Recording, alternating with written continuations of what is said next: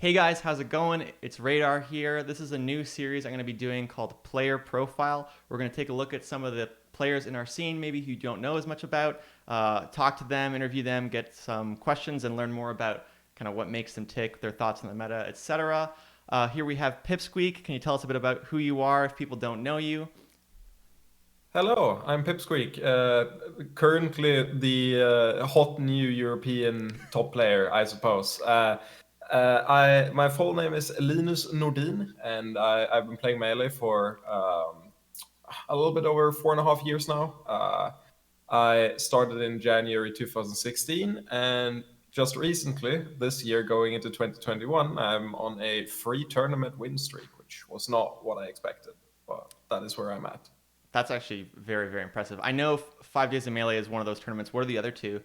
Uh, So Valhalla Online, the mhm. first same tournament, I won that one over Leffen and a couple other people. I got him in the run back, so we I met him in winners and then in grands again. And then the week afterwards, he essentially tilted me to the point that I entered a second tournament. I wasn't gonna enter, and then at like 2 a.m., my sleep is garbage. He hits me with the, "You're so lazy. You're never gonna amount to Oh my gosh. anything. Of course, you have to enter, dude. Like, it doesn't matter if you're tired. As long as you enter, it's fine." And I got so mad that I had to beat him. So it was a uh, URAT was the name of the tournament, URAT, and I beat him in winter finals, and then he lost to Frenzy, and then I beat Frenzy in grands. That's hilarious. Okay, so Pipsqueak, kind of an interesting tag. Can you tell us like how you came up with that, when you came up with that? Is this a tag that you got from Melee Ah, specifically, or have you had it for a while? so the backstory here is pretty short and pretty easily understood. When I was a teenager, I had a very, very squeaky voice to the point that I could, without even really trying, I could mimic Mickey Mouse extremely well. And I was playing Dota 2 with my big brother and his friends, and one of them just out of nowhere says, "Who's this Pipsqueak?" That's funny. And the funny part is we're Swedes, and that guy's also Swedish. And instead of talking to me in my native language, he goes, "Who's this Pipsqueak?" And ever since then, I just like, that's a funny tag. And imagine the Pipsqueak beating everyone. There's news articles, and it's like European Pipsqueak beats local top player. And at that point, I was like, I need a tag. I'll go with that. Yeah, that's cool. Actually, I didn't know that. You said you've been playing Melee. Did you say since 2016? Yeah, January 2016. So How did you get? Go ahead. Yeah.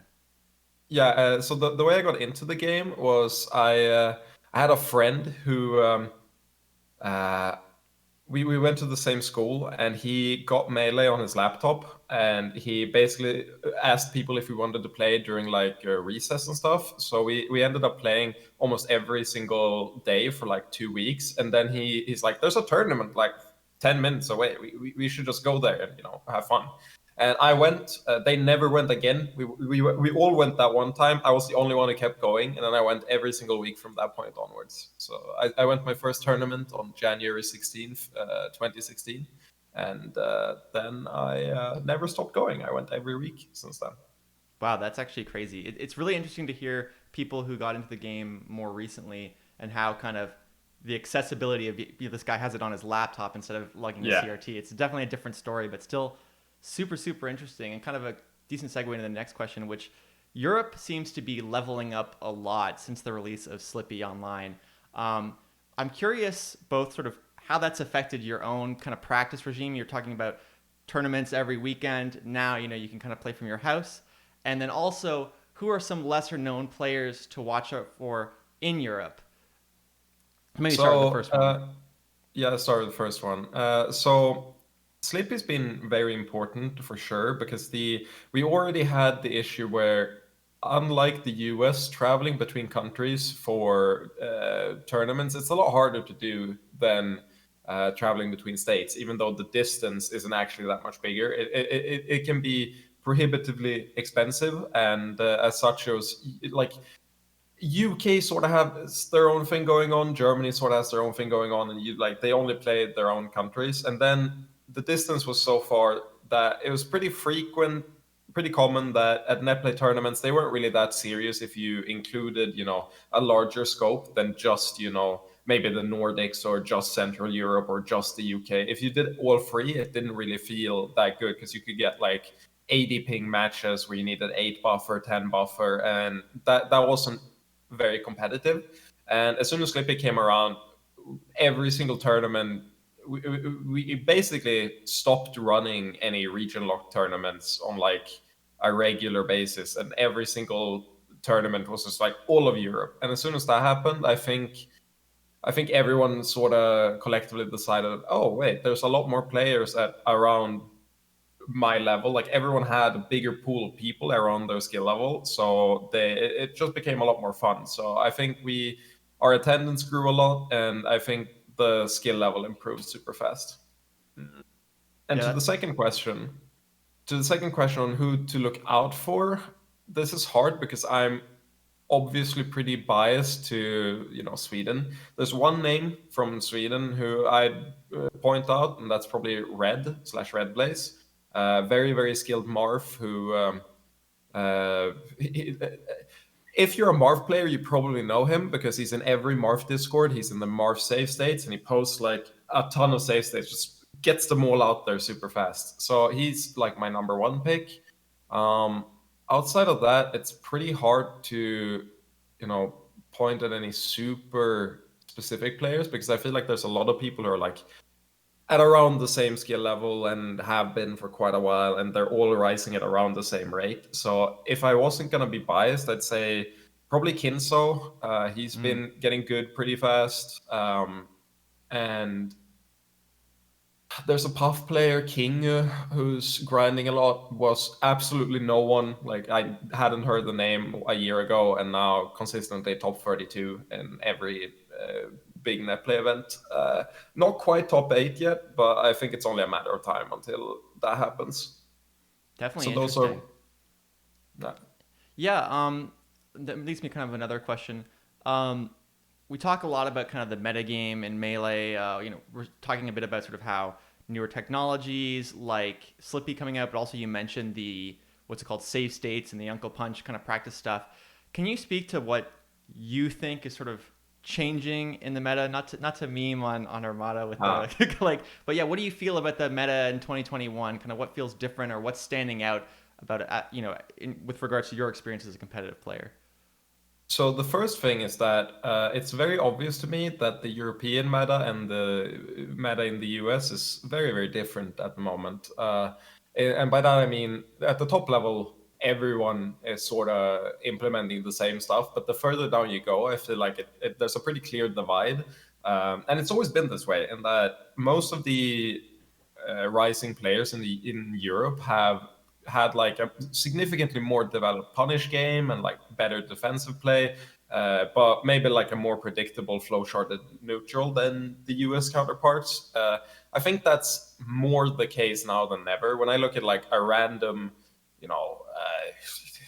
top 8 on their local power ranking, but not really like a big name, I think I'll look at that in the US and I'll see a huge variety of like not gimmicks, but they have their own like flair, and they're trying to do kind of like random stuff, and some of it breaks through and works and some of it doesn't, but they still like keep doing it. And then in Europe I just see, you're a Fox player, you're gonna do all the correct stuff. You're a Falco player, you're all doing the correct stuff. Like there's no huge outlier in Europe where there's just this balls to the walls player. They're always just like pretty disciplined, pretty flow charted, has a good understanding of punish, but maybe a slightly less developed neutral game. And it's pretty interesting to watch US tournaments because I feel like I see this all the time, just this difference. I'm like, these players look amazing in neutral, but as soon as they hit someone, they do nothing. What's going on? That's funny. So Shots fired there a little bit. Do you think um, that's a I, cultural thing? Like, do you think it's a product of sort of like maybe slightly different cultural influences, or do you think it's yes, more like a yes. situation? Can you speak a No, I bit more think to it's that?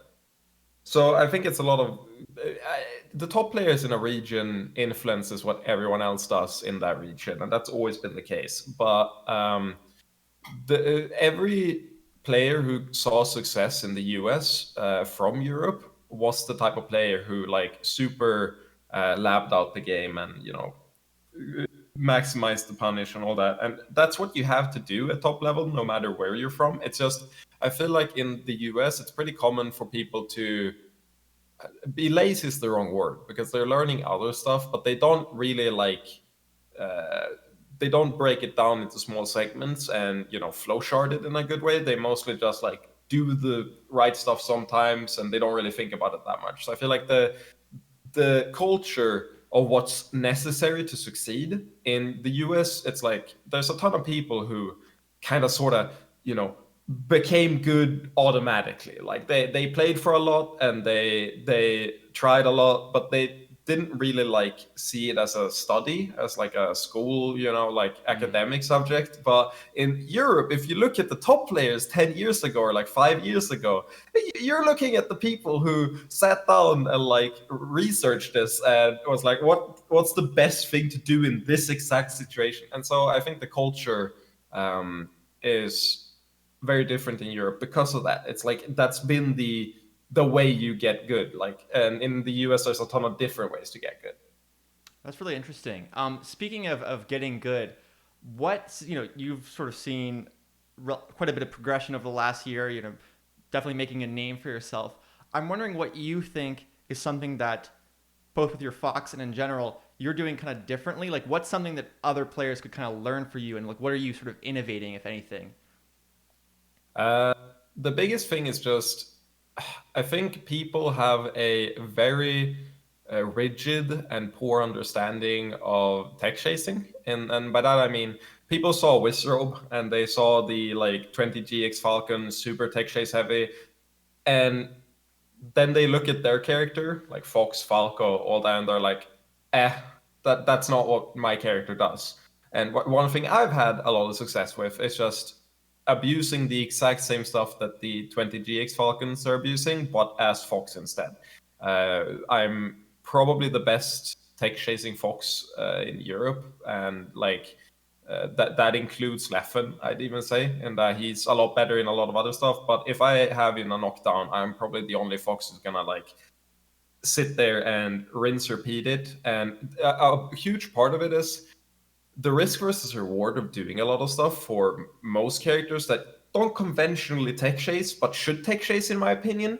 It changes drastically as soon as you realize that they have reaction tech chase options. So for Fox, it's like at 50%, if I hit a nair, if I'm not a tech chase Fox, it's like so much worse than a down air. But since I'm a tech chase Fox, I get the knockdown, I sit down, I grab a cup of coffee, I drink a little bit, and then I dash to wherever they roll, And I feel like that goes for so many characters: Marv, Fox, Falco. Falco has a hard time, but he can dash attack, tech chase, and stuff like that. And I just implement that, and it really tilts me that no one else does, or so few people do. I'll give a shout out here in that I have noticed some players that they saw me do it and they're like, oh god damn it, we're also gonna have to do this, aren't we? We're also gonna have to tech chase. Oh, and then they're slowly coming around to it. That's But that's actually probably super the funny biggest to thing. think about. Like, I definitely feel that playing Fox, that kind of like he's able to just he's just so fast. Same with Falcon, that he kind of can set himself up to react to a lot of situations. I'm interested that you were mentioning Falco, that's a bit harder.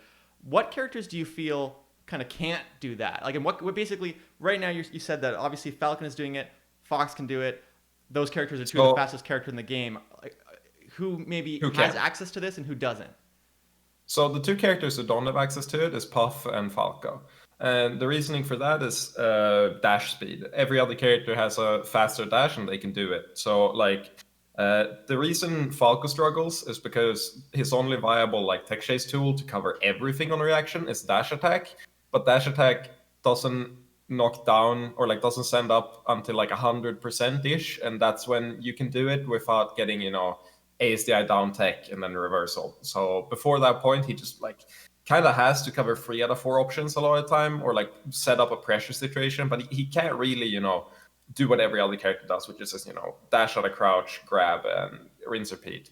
And Jigglypuff is the same way, where I've tried so much to like set up the tech chase the same way, and I don't think she can do it. She can't really cover tech away with anything, to my understanding, for a lot of characters. I think for the smaller ones, she can maybe back air, but like she doesn't have a rinse repeat, get them in the knockdown, sit there, do it again, and then again. She doesn't really have anything like that. And those are the two characters that really struggle with it. But even then, if you're used to tech chasing, you can set it up so you can cover 3 out of 4 options and get a kill from that. So if with Fox, I can cover every option and get a kill a lot of the time, but if you look at Falcos and Puffs, they aren't even covering those 3 options. They're always going for only one of them and never like covering multiple at a time. So I think option selecting that is gonna be a huge improvement they have to do at some point. Interesting. That's kind of interesting that you would mention Falco and Puff when, speaking, this is February 2020 2021 that we're doing this. I've seen a lot of tier lists where those are kind of considered some of the best characters, and yet you're saying they don't really have the same access to those options. Do you think as the meta progresses, like the people who don't have access to those options are going to be kind of further and further behind, or is their ability to sort of pressure and have really good answers to 3 out of 4 situations just so valuable anyway that they just play a different style? It's not even that. It's that both those characters have the distinct advantage of not having to force the opponent in knockdown a lot of the time. Okay. Puff can do a lot of stuff in the air, and if she gets to hit, she can. If you're not grounded, and a lot of the time you can't be grounded versus Puff if you want to challenge her. For most characters, if you're not grounded, then she's not gonna let you land. She's gonna back you. Like she's gonna set up that, and since she rarely has to deal with them being on the ground, it's completely fine that she's not good at covering it because it's not a huge weakness in her game plan. And despite not being able to tech chase normally, on platforms, she has tech chase rest, which is just the strongest tech chase in the game. And Falco is sort of in the same boat. He suffers a little bit more because he can't even like cover everything on platforms because his jump squad is too slow. So he can't cover like tech in place with shine in time. So because of that, you sort of have to like guess if they're gonna tech in place or not and go cover that. But if despite that, he can also just not let the opponent land so frequently. Like he can have you airborne for 40 seconds at a time sometimes. And even though they're weaker at tech chasing, I think Puff gets by simply because the opponents can't really kill her either. Like if she might not be able to kill you from one hit on the ground, but you're not going to be able to kill her in one hit either. And Falco, it's sort of like you have lasers, which are amazing, and then you have just shine and everything else. You can just never let people be in knockdown situations. And when they are, just being able to cover like half of the time or 75% of the time, you're gonna kill there. So it's not as bad as not being able to do anything. So Yeah. I think they'll be fine. I think they'll be fine. That definitely showcases a bit of like the different kind of diversity in the way that Melee is played. Like that some characters have a certain set of strengths and they can approach the game in a certain way. Although obviously Fox kind of has so many diverse strengths, you can kind of approach them in many different ways. But either way, like sort of that, just because a character has a really, really good set of tools doesn't mean those are the only tools that you can succeed with. So that's definitely cool. Falco especially, just lasers, and he has so much counterplay to basically anything any other character wants to do. The only matchup I think is like really bad is Marth, and outside of that, I think he can sort of just never let you land and laser so much and so well that it's like that's if you gave lasers to any other character, that character would immediately jump like 3 tiers or like 3 spots on the tier list if minimum. Like there's no doubt in my mind that sure he can tech chase, but he's so good. Like despite that. So just a random thought, like if who would be the most broken character to you if they got lasers as their kind of neutral B option? Okay, so Fox immediately, Yeah. because his biggest weakness is sort of just having a really pre- predictable is the wrong word, but his down air and nair have pretty consistent counterplay to both of them, and lasers would immediately like remove the downside to those, and that you can't dash dance grab him ever, and he gets all his pressure the exact same way he would with nair, except you can't outspace it. So at that point, it's just like his biggest weakness is just gone immediately. Actually, kind of crazy to think that like one change could just mess up the whole game and make it, Oh you no, know. there's a billion of those. There's Oh so many of yeah, those. That absolutely. you can list almost whatever you want, and that happens. Like you can say, oh, what if you switched Falco's jump squad with Fox, and suddenly he's the best character in the game? What if you gave Puff a 10% faster run speed? Suddenly she can take chase, and suddenly she's even scarier. Like there's so many spots like that where you give them just one tool, and they instantly clearly become the best character in the game. I think that actually speaks to a thought that I have a lot where, and it segues kind of into one of my other questions, is when we talk about lately we've been getting a lot of custom content in Smash. So we've been getting things like custom stage tournaments, we have volleyball, we had Wolf added, and one of the things I think people sometimes don't consider is just how subtle balance changes can be that would super crazy affect the game. Like yeah, taking Yeah. Falco's jump squad even down a frame, let alone 2 frames, could all of a sudden make it so that a situation where he couldn't follow up, maybe now he can. I'm curious about what are your thoughts about kind of this new content? What do you think about Uh, it? so I think Wolf is the perfect example of the character where they just said, let's just give them 2 or 3 of these things. I think Wolf is by far the best character in the game. Like if Really? Wolf launched with the game as like a default baseline character, Wolf would be maybe not in a tier on his own, but he would definitely easily be the best character in the game. I think he's pretty dang ridiculous because he has most of the best parts of Fox and most of the best parts of Falco, and his lasers even better.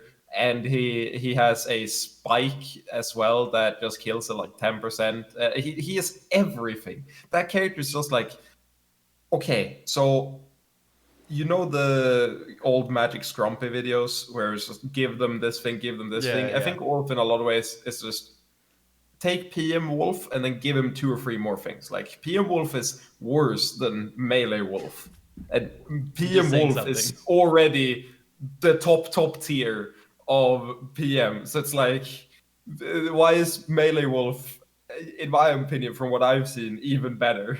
I think that character is insane. Volleyball, though, extremely cool. The worst part with Melee is just when I have good players and like people I want to practice with, it's so hard to not just slip into like the try hard mentality. Like it's so hard to find an alternative where we can just vibe and have fun. We kind of have to play low tiers, but even then it gets super competitive. Yeah. With volleyball, it's so relaxing. I love volleyball. That's the best addition in years. I love that mode. That's super cool. I completely agree. It's just the first mode that feels like simultaneously very much like Melee and then very much not Yes, Melee at all. it's So super refreshing. Um, going back to the character thing. So you're saying Wolf super powerful, probably maybe too powerful. Does that mean that you would take the side of kind of I don't really want to see anything added to melee in a true competitive way? Or yeah, what are your thoughts on actually because obviously this content is being added. There aren't conversations about it being legal or not legal, but that is something that's kind of creeping into discussion, and I'm curious what you think about that. So I think the obvious solution and the one I would, without thinking too hard about it, would default to is just I'm completely down for more custom content, but I want it to be run as like a separate event. Yeah, I think running this content as separate events would be super fun, and then I think what'll end up happening is that people always use the slippery slope as like a defense for this stuff, and I think if that turns out to be a slippery slope, that's completely fine. I think I personally, at the moment, probably wouldn't want more content, but I would enter the side events. And if I and like 80% of the player base, after playing in these extra content tournaments, decide that this is just more fun, then the slippery slope will happen, and then maybe that'll be just what we normally run, or like the more competitive event. But I definitely see no discussion in just like replacing normal events unless it happens just super naturally, and it's just like everyone decides this is just more fun, we just do this and go from there. Yeah, no, I know what you mean. Like when I did a video on custom stages recently, and people would talk about like what's the difference between this and eventually like making foxes shine 2 frames, like frame 2 instead of frame 1. Yeah, And I felt like, well, that's character changes versus stage changes. yeah. But now with adding characters, I can kind of more see how people would make that slippery slope argument of like Well, slowly integrating things. But I personally wouldn't so want things to be changed like that at all. I'm sorry for interrupting you No, there. go ahead. I'm very passionate on this, and that I think the divide isn't between stages and characters. The divide is between changing existing content and adding new content. And I think adding Wolf and adding extra stages is essentially the exact same thing in terms of the slippery slope argument. But changing anything with like what's already there, that's when the slippery slope has descended another step. Like adding Wolf for like, PM Roy is like an addition to normal Roy, and you have both. Like that's Oh. different than changing Melee Roy, because you still have Melee Roy and you can still run normal events, but you just have this extra character where it's like extra content. And I think stages and characters being added, it's the same thing in essentially every way that matters.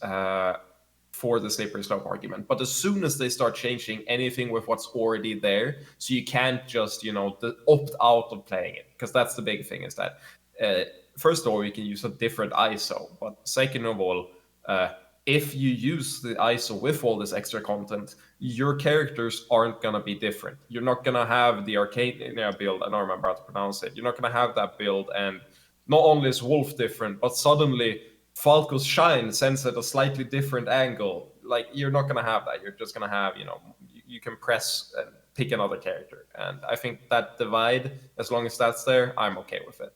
Yeah, I actually totally get that because another game I play fairly often, Overwatch, they'll do different tweaks to balance. Like, say, for example, maybe they'll make a bullet do slightly less damage, and usually those are well received. But what people don't like is when they change, like, the way a character feels almost. So, yeah, like if you changed the angle that Falco's shine sends, well, all of a sudden it's like, oh, so now the way I approach this character is different. So I see what you're saying. Like I wouldn't want to go. Say I took a break from Melee, I come back, they've changed a bunch of stuff, and it's like, Exactly. this character feels totally different now. So I see what you're saying. I do think it would be tricky if we were to start having these like separate events. I could see it sort of, everyone starts to really like the side events. It slides into each other, and eventually it would add more. But I agree with the idea. We don't want to go totally changing other stuff that just seems like unnecessary.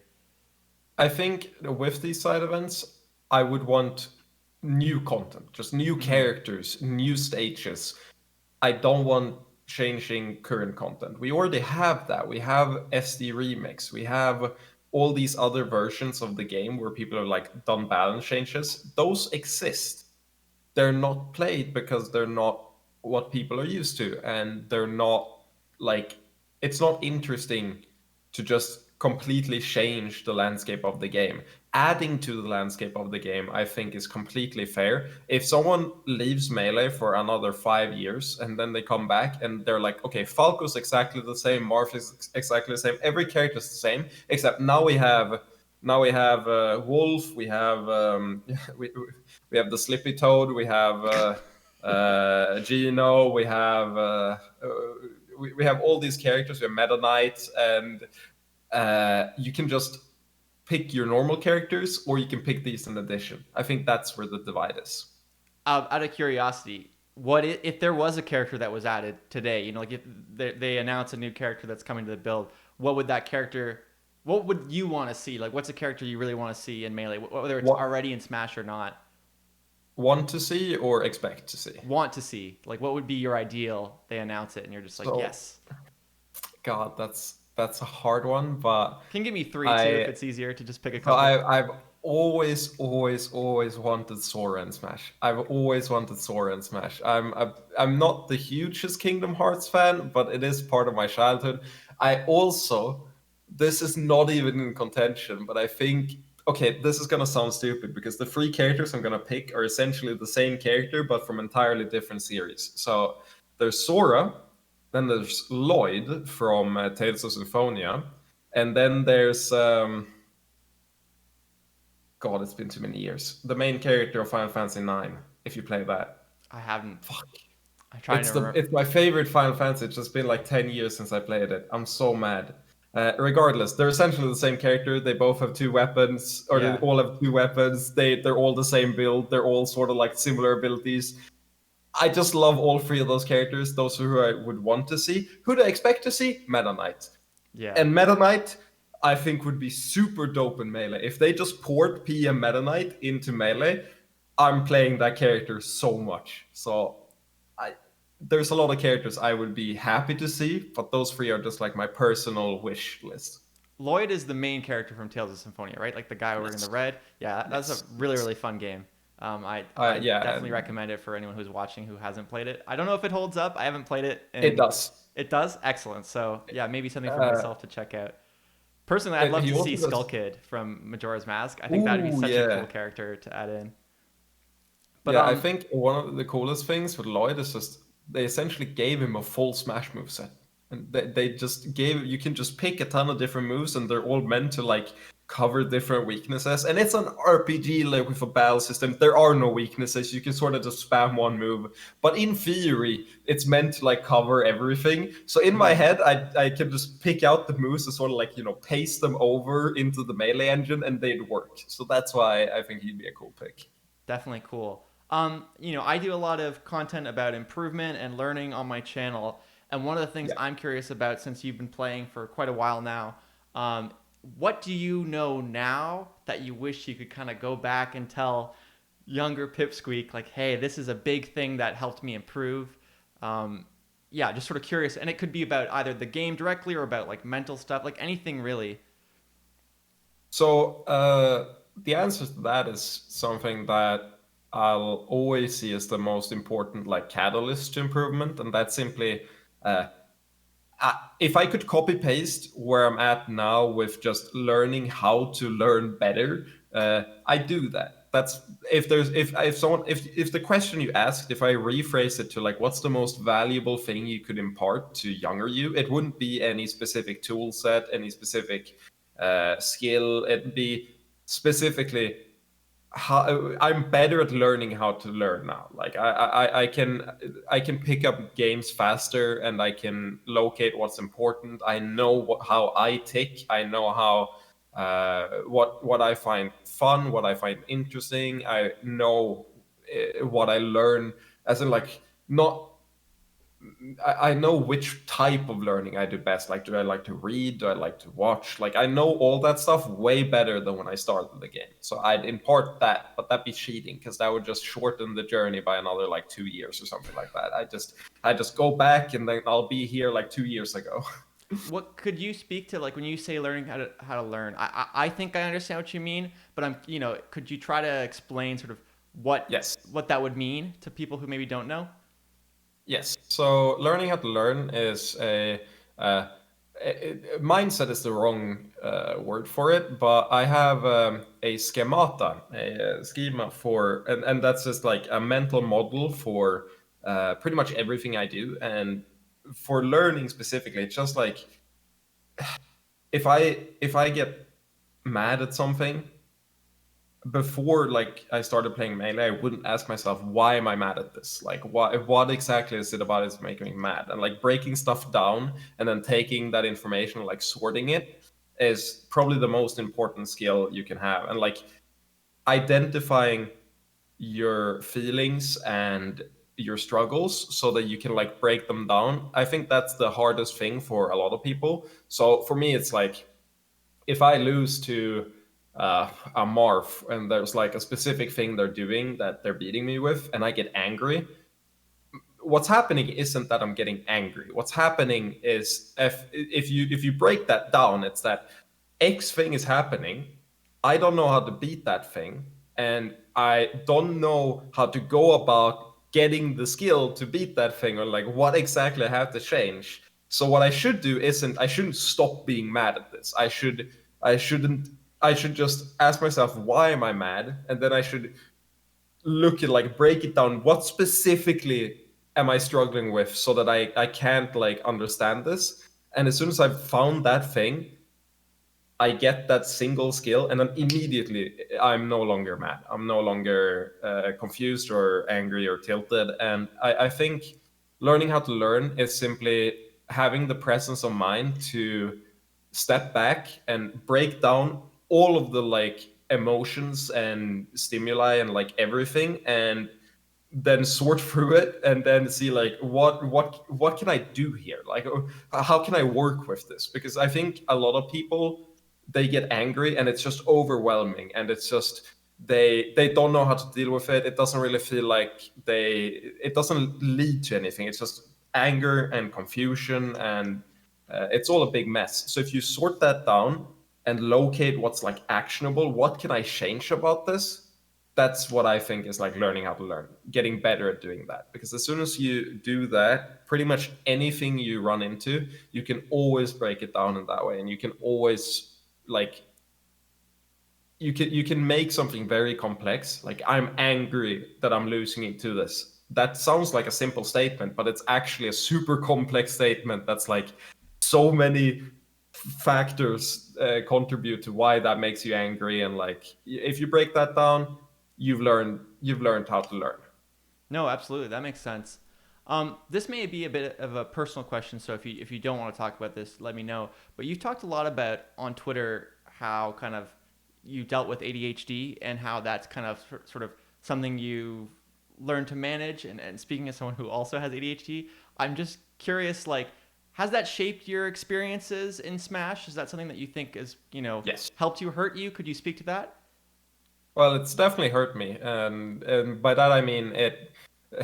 I wouldn't be playing Smash if I probably okay. I might be, but it's unlikely I'd be playing Smash if it weren't for ADHD, because I I played Smash as sort of a escapism at first from how poorly my schooling was going, and then I Mm. had to move like 4 times in 1 year, Oh my and gosh. I started, and at that point I had to like flunk out of school, and at the same time as that was happening, and like proverbially my world was falling around me, and it's just pain and suffering, and then melee, and I look, it's like I went from rank 10 in Stockholm to rank 10 in Europe in like no time at all, and Hmm. that was sort of like a saving grace. And I probably wouldn't have had to have that saving grace. It wouldn't be something I needed to keep me going, because I'd probably be doing fine in studies, and I probably wouldn't have all those issues back in the day because of undiagnosed ADHD. If we skip past that and just look at in melee, yeah, the ADHD sort of bars you from doing a lot of stuff that you want to do, and you're forced down a very narrow path in terms of what you're actually capable of every day. So for me, I had a lot of the obligations and stuff I had to do, and then when I couldn't do that, the only thing that was like open that I could occupy my time with that didn't immediately make me, super depressed or feel like, yeah, drained all my energy, that was melee. So in that way, ADHD super helped me in the early steps. So before I had any interest, or like before I was any good at the game, I probably might not have stuck with it for as long as I did if it weren't for the fact that it was literally the only thing I had available to me whenever my energy levels were low. Like, it was the only rewarding thing I could spend time on practicing that didn't immediately make my eyes grow heavy and ruin all my attention span.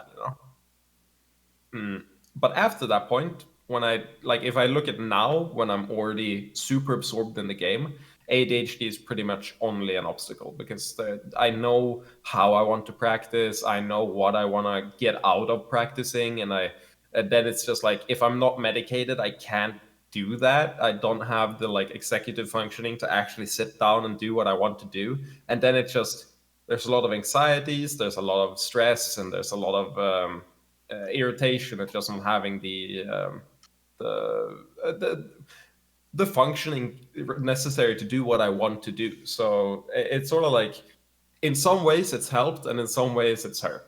But I definitely got the good end of it now because I got into melee because of ADHD, and now that I'm in melee, I no longer have to deal with it because I have good medication, and suddenly it's all coming out Millhouse. That's good. That's good. All right. So now I think it's a good time to transition to a segment I'm going to call the lightning round. We're probably going to do, how many questions do I have here? Like 8 to 10 questions real quick. Okay. Just give I'll speed them. yeah, sentence answers. So if you're ready to go, we'll start. You're good? I'm down. All Yeah. right. First up, what's your go-to meal at a tournament? Whatever is served at the nearest restaurant that's as healthy as possible that I can still eat without immediately hating myself. Because there's some meals that they're so unappetizing. So there's a sweet spot, but I try to go for the healthiest option that is like palatable. Perfect. Okay. Favorite Smash streamer to watch on Twitch? Leffen and what's his name? No, God. This is how it must feel when the girl was asked, name a woman. Fuck. Ringler. I like watching okay. Ringler. Oh, Velparia as well, which is the VTuber melee streamer. Gotcha. Recently started up. Those are the three I watch. All right. Favorite streamer outside of Smash? Nugian, Path of Exile streamer, Rise QT, Alpaca Patrol. All right, that's enough. We got to move to the next one. Yeah. Favorite next tournament one. series? Favorite tournament series? Air. Gotcha. One player you want to face in bracket, like you do want to face. Prisant. And Okay. Mickey. What's one player you hate playing for whatever reason?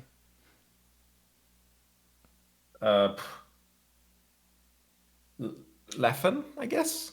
Because he's Yeah. difficult or He's too good. I hate him. okay. You have to Motherfucker's too delete good. one character from Melee. Which character do you delete? Delete one character. Okay. Jigglypuff. Jigglypuff. Yeah, I kind of an expected answer. And what's your favorite esport that's not Melee? Can I change my old answer? I meant Marth.